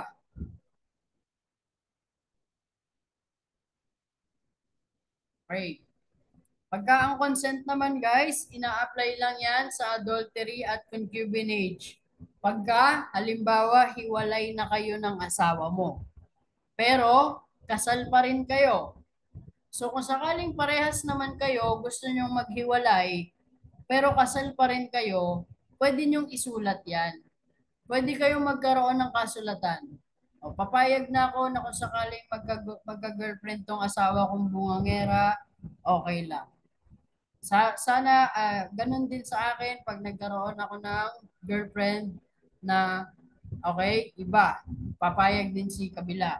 Okay? Magkaroon kayo ng kasulatan. Pag nagkaroon kayo ng kasulatan, ibig sabihin pumayag kayo. That is express. Okay? Kung sino man magkaroon ng bago sa inyo, wala nang magiging offended party. Kasi parehas naman na kayong nag-agree. Therefore, wala nang concubinage at adultery. Basta may written consent na. Kuha po ba? Kuha po ba? Gets na po ba? Nuggets? Nuggets. A. Number 26. Treason requires how many witnesses to the same overt act? Ilan daw po ang kailangan? Okay, yun yung tinatawag niyang two-witness rule. Very good. That is bravo. Okay, ano po ba elements ng treason? Actually, di na to kasama sa TOS nyo eh. Hapyawan ko lang. Okay, pag sinabing treason, offender is a Filipino citizen or our alien, resident daw dito. Tapos meron daw war na nangyayari sa Philippines. Okay? Or merong war pero involved ang Philippines. Anong ginawa ng offender? Levies war against the government. Okay? Nakipagkampi doon sa against sa government. Adheres to enemy or nagbigay ka ng tulong sa enemy. Dinamot mo, pinatuloy mo, okay? Liable ka po ng treason. Okay? No, to prove treason, para ma-prove mo daw na treason, dapat may dalawang testimony. Okay? Dalawang witness ang nagsasabi na parehas ang nakita nilang ginawa mo. Yan tinatawag nyo two-witness rule. Okay? Ngayon, 27. Espionage is committed when one gather information related is to, okay? Ano daw po yan? Charlie, very good. National defense. Pagka ikaw ay nag-i-spy patungkol sa mga bagay-bagay na about sa national defense natin, liable ka ng espionage. Okay? Actually, malapit na tayong matapos kasi natapos na natin yung pinaka-important part na dapat kong irasyo sa inyo. Tumagal tayo sa crimes of killing, saka sa rape, saka sa robbery. Doon tayo medyo natagalan. Pero worth it naman. Worth it ba? Worth it ba kahit medyo natagalan tayo sa part na yon? You know. Thank you. Kahit ulit-ulitin, no? Kaya mag-alala, meron pa tayong mga coconut jam na naman, no? Dali ko kayo ng coconut jam nyo. Okay. Ayan ang elements ng espionage. Next, ano daw pa ibig sabihin ng misprision of treason? Kailan daw nakukumit ang misprision of treason? Pagka, anong sagot? Very good. Pagka meron kang alam about sa conspiracy or magko-commit ng treason at hindi ka nagsumbong, ayan po yung kaso mo. Okay? Obligasyon po kasi natin yan.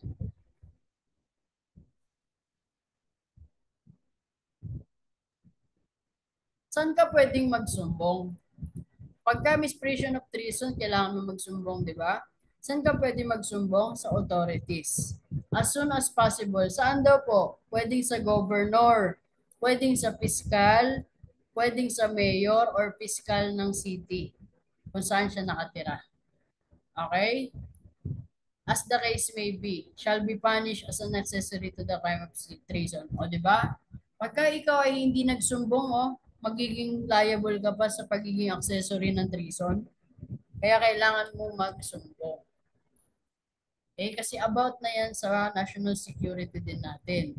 Okay? Bansa na natin ang pinag-uusapan dyan. Next, 29.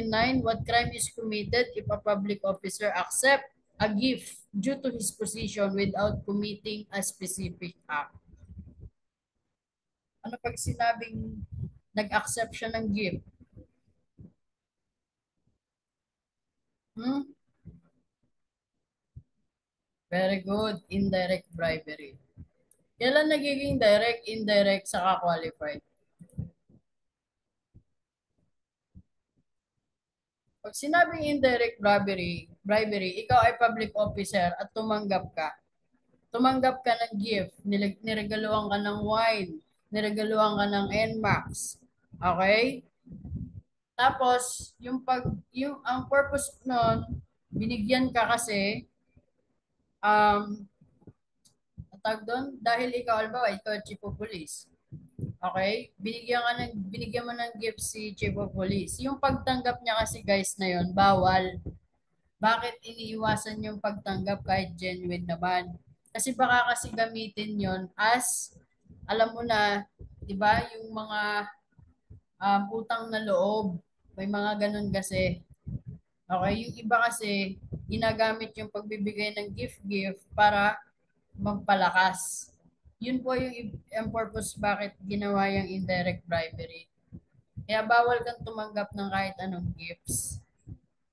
Okay? Pagka ang purpose dahil sa posisyon mo. Pero kung birthday mo naman, okay, niregaluhan ka, wala namang problema yon. Birthday mo naman yan eh. Oh, very good pang sip-sip. Indirect bribery, the officer agrees to perform or refrain from doing an act. In indirect bribery, hindi daw necessary na may gagawin yung public officer. Kasi pagka may kapalit na gagawin, direct bribery na po ang kaso dyan. Itong direct bribery pag-usapan natin para mag-gets.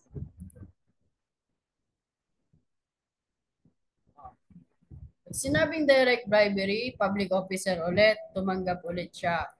Pero that such offer or promise be accepted, present, received by public officer. Guys, mere agreement consummates the crime and delivery of consideration is not necessary. Mere agreement pa lang, pumayag pa lang siya, okay? Considered na siya as direct bribery. Ang kapalit nito may ginawa or hindi kong ginawa. I know, refrain from doing something which is his official duty to do. may pinapagawa sa iyo yung batas or yung dapat mong gawin. Halimbawa, um, kailangan itokhang yung gantong barangay pero dahil sinuhulan ka nung pamilya dito, halimbawa sa barangay 1, 2, 3, 4, okay? Sinuhulang ka, hindi ka na nagpatokhang dun sa part na yon. Yun yung direct bribery. Pwedeng hindi mo paggawa ng dapat mong gawin at pwedeng may ginawa ka dahil dun sa pagsusuhol sa'yo. Okay? Malinaw po ba? Yan, very good. Paano sir kung galing sa asawa niya yung gift? Sige, sagutin mo yan. Tingin mo papasok yan ng direct bribery. Diba sabi ko, kaya ka binigyan ng gift doon dahil ang rason ay yung posisyon mo. Baka ibang posisyon niya sinasabi ni Mrs. Dan, kaya binigyan ka ng regalo. Baka ibang posisyon yon. Okay. Ano naman pag sinabing qualified bribery? Baba ako saglit. Yan. Ano pag sinabing qualified? Simple lang to. Okay, mas mapapabigat yung kaso. Bakit? Kasi hindi ka nang aresto or nag-prosecute ka. Hindi mo inaresto yung tao na punishable ng reclusion perpetua or death. Okay? Binayaran ka, sinuhulan ka, wag arestuhin to. Pero yung ina-aarestuhin mo dapat, ang ginawa niya is mabigat ang penalty, reclusion perpetua. Okay? Qualified bribery po ang kaso pagka ganyan. Okay? Qualified bribery po ang kaso pagka ganyan. Very good, heinous crime. Ano pag sinabing corruption of public official? Ganito lang yan. Pag mga bribery, direct, indirect, qualified, ang kinakasuhan yung public officer na tumatanggap ng suhol. Pag sinabing corruption of public official, ang kinakasuhan yung mismong nagbibigay ng suhol. Nakukuha nyo? Kaya mali yung mga checkpoint minsan or sir, baka pwede natin pag-usapan, tapos pinakaipit na 100. Oh, bribery ka. Mali yun. Ang tamang term, corruption of public official. Okay? Pero ang weird din naman nun no? Sasabihin mo, corruption of public official ka, ang haba rin kasi. Pero ang tamang term po doon, pagka ang kakasuhan mo yung nanunuhol, corruption of public official. Okay? Yan yung sinasabi nilang the crime of the giver. What is heinous crime? Basta alam mong mabigat. Ano po yan? Yung mga afflictive nyo. Reclusion perpetua, reclusion temporal. Yung mga ganon na punishable. Okay?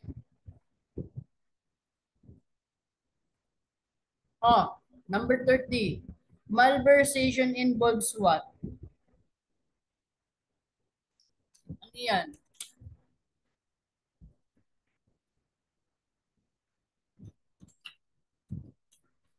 Very good kayo Misappropriation of public funds. Ibig sabihin, yung public funds ginamit mo sa iba. Coconut jam na naman siya. Maling paggamit ng public funds. Okay? Ayun, number 31. If a public officer solicit immoral advances from a woman whose case he handled, he commits what?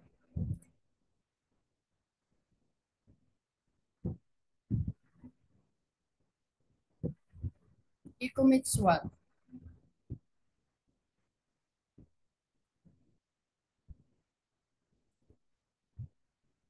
Very good, that is bravo. Guys, ang kaso pagka ikaw ay public officer or police officer tapos may libog ka sa isip, okay? Yung inaano mo yung babae na hinahandle mo or hinuli mo, hindi po yan sexual blah blah blah na crimes against chastity natin ha. Ang papasok po dyan, abuses against chastity. Kaso po talaga to. Once na public officer na po yung may Lewd design about dyan. Okay? Number 32, violation of domicile occurs without.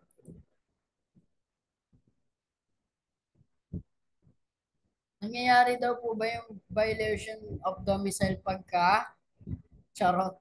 Okay? Search warrant. Very good. Pangsagutan na lang pala tong part na to. Tapos na tayo sa malalimang rasyo. 33. If homicide happens before robbery, the crime is ano yan? Homicide nangyari bago nakawan. Yan, separate guys. Separate tayo. Separate crime ang mangyayari. 'Di ba? Yung robbery with homicide, 'di ba dapat ang intended mo muna magnakaw. Habang nagnanakaw, may namatay.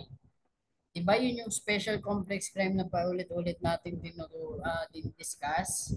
Nadali na naman. Next, 34. Death cause under exceptional circumstances applies when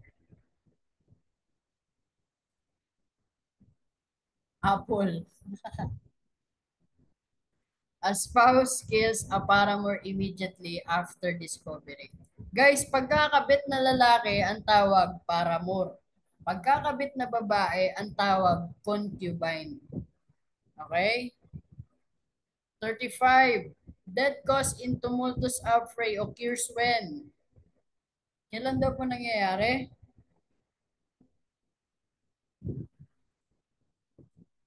Very good. That is bravo. Kailan ba nangyayari yan? Pag sinabing tumults, okay, may nangyayaring kaguluhan, rambulan. Kumbaga sa laro, free for all. Wala dapat magkakampi. Kasi kung sakaling merong magkakampi, hindi po yan tumults.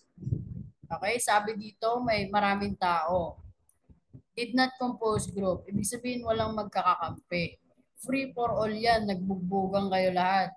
Tapos may namatay.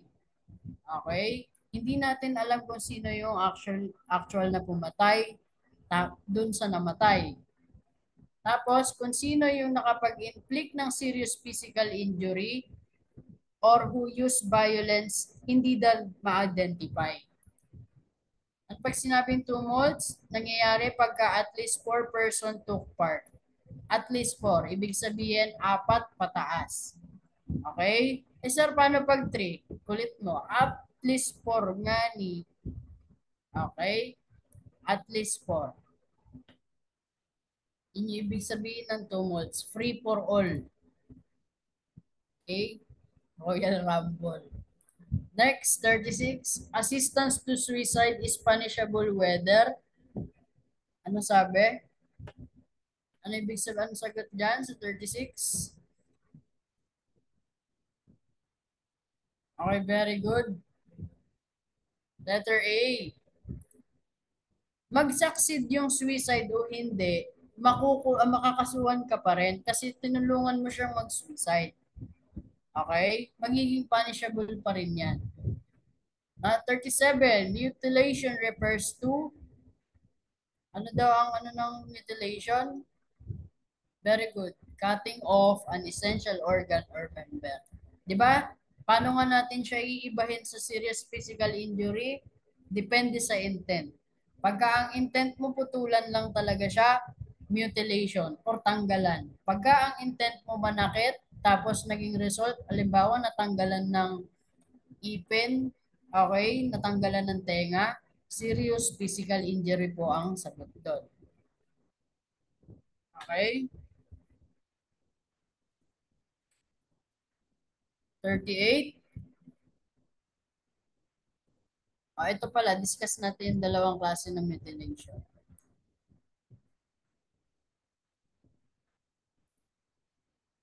Ayan. May dalawang klase ng mutilation. Yung isa, castration. Pag sinabing castration, ang tinatanggal mo yung mismong essential organ na halimbawa penis or vagina or barium tinapyas mo. Okay? Ano yung isang kind of mutilation? Ano yung isa? Tama ba? Reproductive organ. Ano yung isa? Mayhem. Okay? Pagka mayhem, ano naman po yun? Ano pag sinabing mayhem? Basta hindi essential organ or reproductive organ. Body parts. Okay, very good. Pwede na kayo mag-board exam bukas. 38. Extinction of criminal liability for rape may occurs when? Kailan daw nangyayari yung pagkawala ng criminal liability? Pagka pinakasalan ng victim yung rapist niya or yung accused. 39. Carlo hit his neighbor head with a stone causing him to become blind in one eye. The crime committed is, ano yan? Yan, very good, malinaw. Very good, that is serious physical injury. 40. During a public commotion, John accidentally kills a bystander. What crime did he commit? Ano yan? Public commotion, nagkakagulo-gulo. Very good. That is death caused in a tumultuous affray. 41. Without using violence, baba ko lang. Peter entered an uninhabited friend's property where entry was prohibited. What crime is committed? You know, very good. Other forms of trespass. Okay? Pagka uninhabited, di ba? Very good. 42. Ramon, a private citizen, arrested someone for a crime not committed and without any legal ground. Ano yan? A private citizen. Very good. Mga halimaw talaga kayo. Unlawful arrest. 43. Kali attack a teacher while the teacher was giving a lecture. What crime is committed? Very good. That is direct assault. Kasama po ang teacher sa direct assault, ha? 44. Dolpo. Detain a child for more than 3 days without lawful reason. What crime is committed? Child. Very good. That is kidnapping and serious illegal detention. Next, 45. Miguel kisses neighbor against her will and touch her private parts. What crime did he commit? Very good. Pwede na talaga. Acts of lasciviousness. Diba? 46. Joshua pointed a gun at Gio, threatening to kill him if he would not pay a debt. What crime is committed? Threaten. Very good. That is grave threat. Okay, pagbabanta. 47. A passerby found an abandoned injured man in an alley but ignored him despite being able to help. What crime? Okay? Yan yung felonies by omission nyo. In example ko yan. Very good. Abandoning of person in danger. Okay? Pero pagka nasa sementeryo kayo, may umiiyak na babae nang hihingi ng tulong, nasa sa inyo na yan. Okay? Nasa sa inyo na yan. Yeah, mag-isa ka lang, tulong, umiiyak, takbo na lang, no? 48. An adult man persuaded a runaway minor to continue living away from her parents. Okay? Parang inag-udyok pa siya na, sige, lumayas ka na. Very good. Inducing a minor to abandon home. 49. A police officer expelled a person from his barangay without any lawful authority. Ano kaya ang kaso niyan? Very good. Expulsion. Hindi ko makakalimutan tong expulsion na to. Kasi di ba pag sinabing expulsion, pinilit mong paalisin. Yung attorney namin ng 4th year, pinagtripan ko, sabi sa akin. Anong kaso pag inalis mo yung baby sa tiyan? Sabi ko, sir, expulsion. Kasi pinilit mong paalisin eh. Galit na galit eh. Di ba? Inalis na yung baby sa tiyan. Sabi ko, expulsion. Pinaalis. Galit na galit sa akin eh. Kaya di ko makakalimutan sa expulsion na to. Last number. Okay, last number. SPO12 Borja. Punch a detainee under his custody to extract confession. Ano pong sagot? Very good. Treatment of prisoner. Pero kung sakaling hindi prisoner yan, pwedeng ano lang yan, sinuntok mo di physical injury, depende. Pero pagka usapang prisoner, maltreatment of prisoner po ang magiging kaso. Okay? And that concludes our book 2. Okay? Pagdating ng Tuesday, kung hindi ako nagkakamali, pag-aaralan na natin ang Cream Pro or Evidence. Nakalimutan ko lang kung ano yung mauuna. Pero nandun na mismo yung technicalities na pag-aaralan natin. Okay? Okay? Nandun na mismo. So very technical yung subjects na yon. Ulitin ko, i-edit ko lang to saglit para ipasa kay Sir Borge, then ipapa-disseminate ko na sa inyo. Okay? So ngayon, pwede na kayong magpahinga. I'll see you next session natin, Q&A, hanggang matapos natin lahat ng CLJ. Okay? Good night. Thank you po. Kalma mater ko po kayo, sir. Taga-Olfo ka ba? Olfo QC? You know? Olfo number 1. Okay, good night guys. Pahinga na kayo. Salamat sa pakikinig.